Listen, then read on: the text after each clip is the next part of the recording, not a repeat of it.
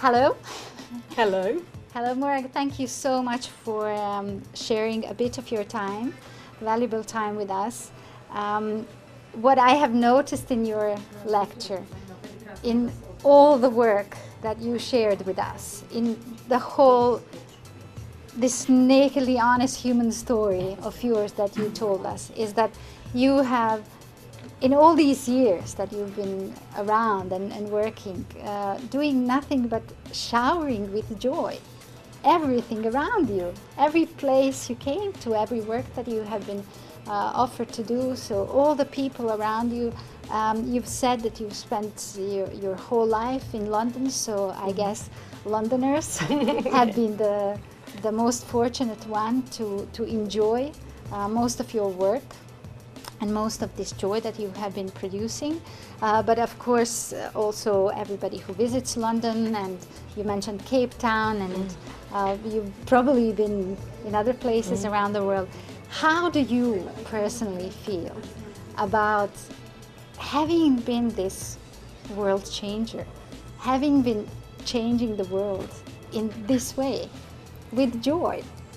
But I think because it comes from a place that is, it's rather than me, it's not like, oh, I want to go out and do all these things. I just had this sort of realization that things have to come from your heart, and you have to believe in them, and you have to mean them, and then when you do that you can bring other people on with you to make those things happen, because otherwise it's superficial. And I think you can tell work that has a connection from either the person who's made it or the person, whoever's.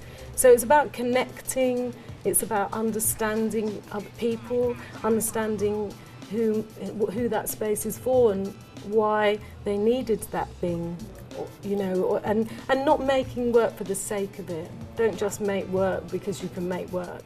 I'm quite happy sometimes to argue myself out of a project if I don't think that it's the right project to do, because I think it's small things that I'm so pleased, particularly in hospitals, that my small things that I've done in hospitals where I've had a commissioner who's trusted me, let me do it, then it goes out into the global press, and then other people start thinking, we could make hospitals better. And then you think, yeah, my little thing that came from inside me has turned into something more, and that is amazing. The feeling of that is great. And tell me, what could someone possibly do to shower you with joy?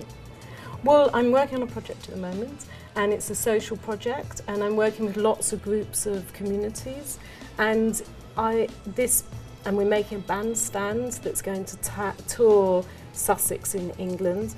And I just want to go and see that bandstand, because when I see my work animated, like the Peace Pavilion, when I go and the bandstand is used and the piece of work belongs to those people, it doesn't belong to me. I just made that thing with them in whatever level, and they take it and they make it theirs.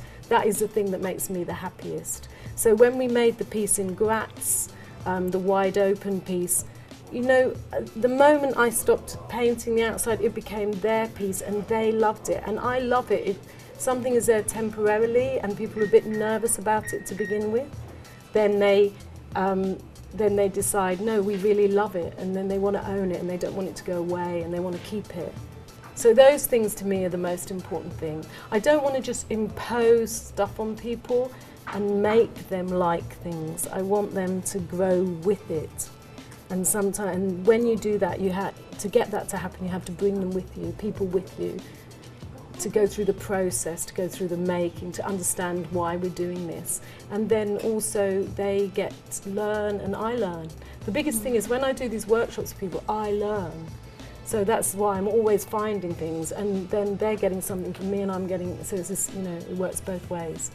Beautiful. Thank you so much for sharing a bit of your magic with us as well. Thank you so much.